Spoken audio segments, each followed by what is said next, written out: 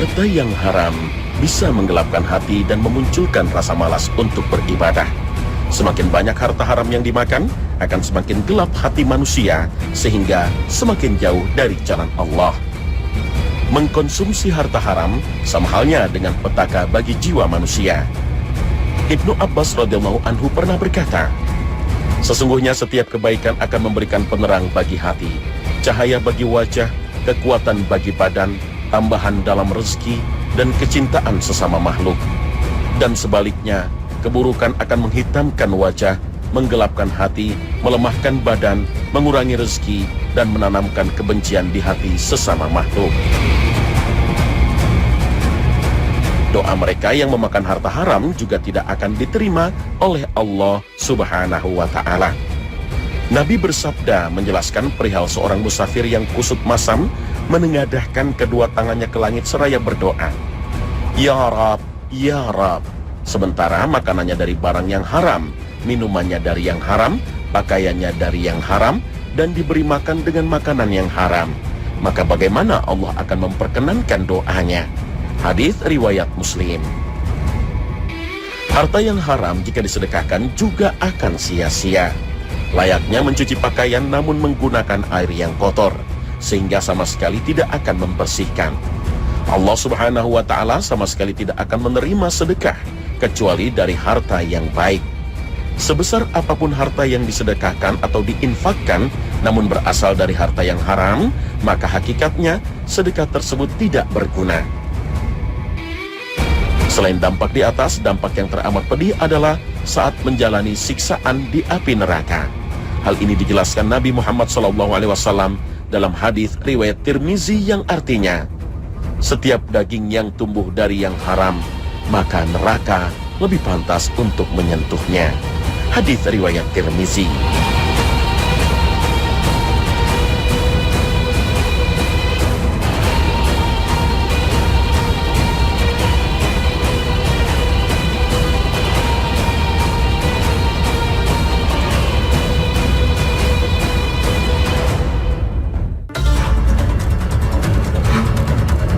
Assalamualaikum warahmatullahi wabarakatuh.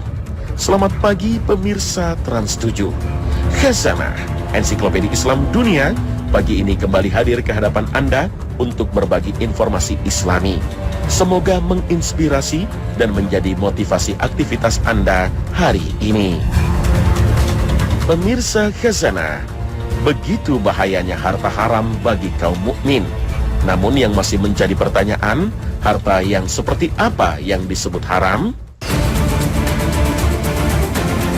Harta yang kita miliki dapat dinyatakan haram karena dua alasan. Pertama, haram karena alasan yang melekat pada harta itu atau zatnya, seperti khamar atau minuman keras, daging babi, dan yang semisal itu. Allah Ta'ala berfirman, diharamkan bagimu memakan bangkai, darah, daging babi, dan daging hewan yang disembelih bukan atas nama Allah, yang tercekik, yang dipukul, yang jatuh, yang ditanduk, dan yang diterkam binatang buas, kecuali yang sempat kamu sembelih. Dan diharamkan pula yang disembelih untuk berhala. Al-Quran Surah Al-Ma'idah ayat 3. Status haram harta jenis ini berlaku bagi semua orang. Tidak ada bedanya antara yang mendapatkannya dengan cara mencuri, menipu, atau dengan cara membeli, warisan atau hibah, atau akad serupa lainnya. Anas bin Malik radhiyallahu anhu mengisahkan bahwa Abu Talha bertanya kepada Nabi SAW perihal beberapa anak yatim yang menerima warisan berupa khamar. Rasulullah SAW menanggapi pertanyaan Abu Talha ini dengan bersabda, tumpahkanlah. Mendengar jawaban itu, Abu Talha berkata, tidakkah lebih baik bila khamar itu aku proses agar menjadi cuka? Rasulullah SAW menjawab, tidak. Hadis riwayat Ahmad dan Abu Dawud. Selain haram untuk dikonsumsi secara langsung atau diproses hingga menjadi barang halal, barang haram jenis ini juga haram diperjualbelikan. Hal ini terlihat dalam hadis yang dituturkan oleh Abdullah bin Abbas radhiyallahu anhuma, bahwasannya suatu hari datang seorang lelaki membawa hadiah berupa sekantong minuman khamar untuk Rasulullah SAW. Maka menanggapi hadiah ini, Nabi SAW bersabda, "Tahukah engkau bahwa Allah telah mengharamkan minuman khamar?" Lelaki itu menjawab, "Tidak." Dan selanjutnya ia berbisik kepada seseorang. Melihat tamunya berbisik-bisik, Nabi SAW bertanya kepadanya, "Apa yang engkau bisikkan kepadanya?" Lelaki itu menjawab, "Saya memintanya untuk menjualkan khamar tersebut." Menanggapi pengakuan tamunya ini, Nabi SAW bersabda, "Sejatinya Allah yang mengharamkan minuman khamar juga mengharamkan penjualannya." Hadis riwayat Muslim. Jenis kedua, harta disebut haram karena adanya kesalahan dalam cara mendapatkannya. Misalnya, harta yang diperoleh dengan cara merampas, menipu, akad riba, dan yang serupa. Artinya harta ini haram karena proses atau cara mendapatkannya dengan cara yang haram. Keharaman harta semacam ini hanya berlaku atas sebagian orang saja, yaitu atas orang yang mendapatkannya dengan cara haram itu. Misalnya, harta hasil curian haram bagi pencurinya, namun halal bagi pemiliknya. Harta hasil korupsi haram atas koruptornya, sedangkan bagi rakyat yang berhak memanfaatkannya, maka harta itu halal hukumnya. Dengan demikian, keharaman harta jenis ini hanya berlaku dari satu arah. Kesimpulannya, orang yang mendapatkan harta ini dengan cara halal, maka halal pula harta tersebut baginya. Sebagai contoh sederhana, seorang pencuri haram untuk menikmati hasil curiannya. Namun tidak diragukan bahwa harta hasil curian itu halal bagi pemiliknya yang sah. Bahkan, andai pemiliknya yang sah memaafkan pencuri tersebut, maka harta curian itu yang sebelumnya haram atasnya, sekejap berubah menjadi halal. Dikisahkan bahwa suatu hari, sahabat Safwan bin Umayyah radhiyallahu anhu tidur di masjid Nabi SAW berbantalkan bajunya. Di saat terlelap dalam tidurnya, bajunya dicuri oleh seseorang. Namun pencuri bajunya itu berhasil ditangkap dan segera dihadapkan kepada Rasulullah SAW. Maka segera Rasulullah SAW memerintahkan agar pencuri itu dipotong tangannya.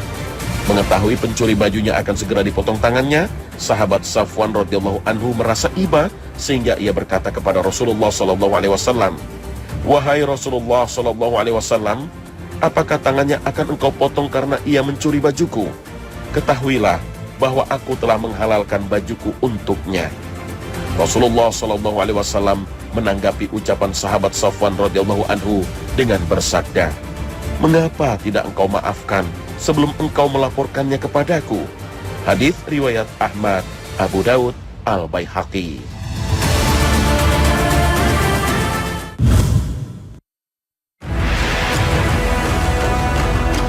Pemirsa Khazanah, lalu bagaimana dengan status harta yang diperoleh dengan cara haram ini?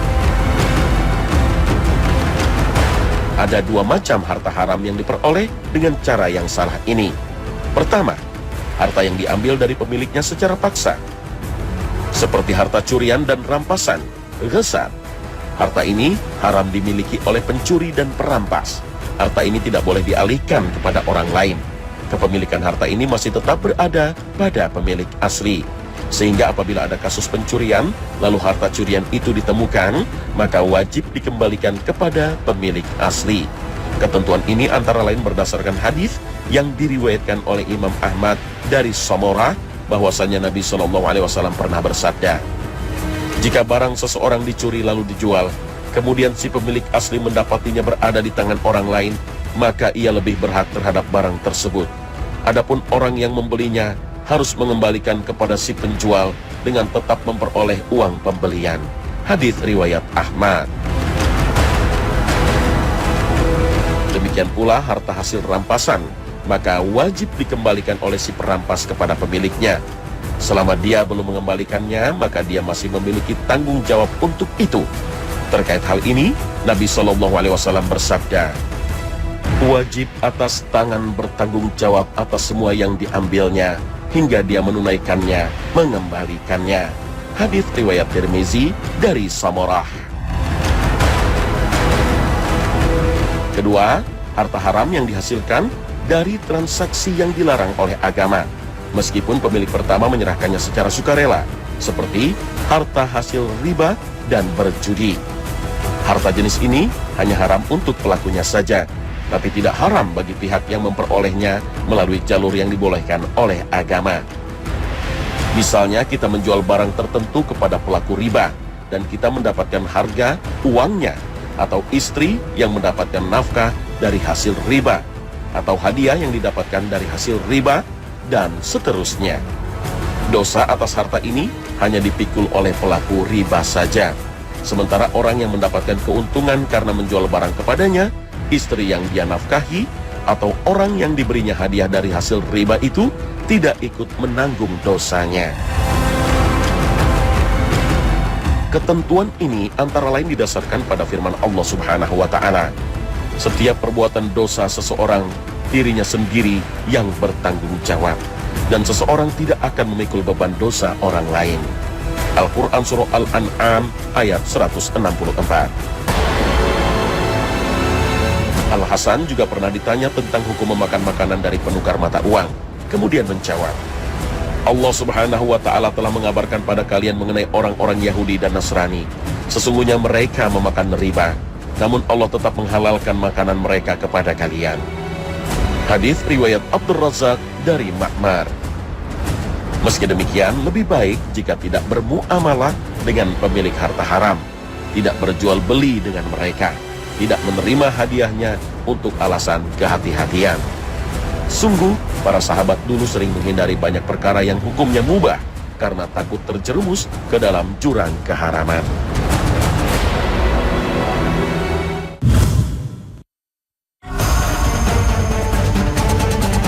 Pemirsa Khazanah, harta haram yang pada hakikatnya halal lalu berubah menjadi haram karena diperoleh dengan cara yang salah, namun tidak mengandung unsur pemaksaan dalam pengalian hak seperti harta hasil riba, judi, upah ahli nujum dan lain-lain itu hanya haram bagi pelakunya saja. Sementara bagi orang lain yang ikut memanfaatkannya, termasuk istri dan anak-anak yang dinafkahi, harta tersebut adalah halal. Menurut para ulama, dalam kasus seperti ini berlaku kaidah yang mengatakan perubahan sebab kepemilikan seperti pergantian benda itu sendiri, atau seperti dikatakan oleh Syekh Ibnu Utsaimin, sesuatu yang diharamkan karena cara memperolehnya, maka hanya haram bagi orang yang mengusahakannya saja, bukan bagi orang lain yang mengambilnya dengan jalan yang mubah. Boleh bertransaksi jual beli dengan orang yang bermuamalah dengan riba. Dan jika ada yang meninggal dunia dan mewariskan harta hasil riba, maka hartanya halal bagi ahli warisnya. Namun demikian, setiap istri hendaknya berusaha memotivasi suaminya untuk mencari rezeki yang halal. Dia harus menunjukkan sikap qanaah, merasa cukup dengan apa yang halal, dan bukan menjadi tipe penuntut. Sang istri harus memahami bahwa salah satu faktor suami rela untuk bergulat dengan kerasnya hidup adalah dalam rangka membahagiakan istri dan keluarga. Bila perlu, dia akan memberikan seisi dunia ini kepada istri agar dia bisa merasa bahagia bersamanya. Tak heran, sebagian lelaki yang merasa tertuntut untuk membahagiakan keluarga harus tega merenggut harta haram demi mendapatkan target kebahagiaan yang diharapkan. Mengomentari fenomena adanya para istri yang dinafkahi dengan uang haram, Dr. Syekh Ibrahim Amin Ahmad, seorang ulama dari Universitas Al-Azhar Kairo, pernah mengatakan, dulu para perempuan generasi salafus saleh biasa menasihati para suami dengan mengatakan, "Wahai suamiku, bertakwalah engkau kepada Allah saat mencari rezeki untuk kami, karena sesungguhnya kami mampu menahan lapar dan dahaga, akan tetapi kami tidak akan mampu menahan panas api neraka." Oleh karenanya, seorang istri harus mengingatkan suaminya untuk melakukan hal itu, dan dalam waktu yang sama juga tidak menuntut yang macam-macam sehingga mendorongnya untuk melakukan pekerjaan haram. Dalam kasus-kasus seperti ini, ketika seorang istri menemukan bahwa suaminya memperoleh sebagian penghasilannya dengan cara yang haram, maka pertama-tama dia harus bertanya tentang jumlah harta haram yang terkandung dalam pemasukan suami. Misalnya, jika gaji yang diperolehnya halal karena didapat sebagai imbalan jasa yang telah diberikan, lalu dimasuki tambahan haram, misalnya hasil suap atau yang semisalnya, maka dalam keadaan seperti ini, setelah menasehatinya seperti yang dilakukan oleh kaum perempuan generasi salafus salih, sang istri sedapat mungkin mencukupkan biaya hidup dirinya dan anak-anaknya dari bagian yang halal saja dari penghasilan suami. Tidak benar statement yang mengatakan bahwa harta haram merusak harta halal. Memang benar, harta haram bisa mengurangi barokah dan merusak jiwa, tetapi tidak sampai mengubah yang halal menjadi haram. Demikian jelasnya. Adapun jika sang suami seluruh pemasukannya haram, maka terdapat dua pendapat. Yang pertama yaitu pendapat yang dia pilih mengharuskan sang istri untuk bersabar, berusaha terus menasehati dan mengambil seperlunya saja dari hartanya yang haram itu demi mempertahankan mahligai rumah tangga. Sedangkan pendapat kedua yang tidak dipilih oleh Syekh Ibrahim adalah pendapat yang mengharuskan sang istri untuk minta cerai dan menjauhi harta suami sama sekali.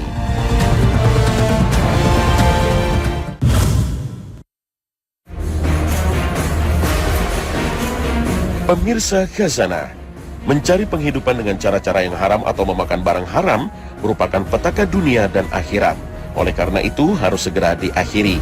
Baik masyarakat maupun pemerintah harus berusaha keras untuk meminimalisasi kesempatan terjadinya penyimpangan. Sedangkan orang-orang yang terlanjur melakukannya hendaknya segera bertaubat dengan cara menyesal karena telah memakan atau mengkonsumsi barang haram, bertekad untuk tidak mengulanginya, memohon ampun kepada Allah atas dosa memakan atau menggunakan harta yang haram untuk digunakan. Dan bila harta haram tersebut diharamkan karena alasan cara mendapatkannya yang terlarang, maka wajib dikembalikan kepada pemilik asli atau meminta untuk dimaafkan, baik pemiliknya adalah perorangan atau instansi pemerintah atau perusahaan atau yang lain. Lalu bagaimana cara bertobatnya orang yang banyak makan harta riba? Jangan kemana-mana, sesaat lagi Khazanah akan kembali.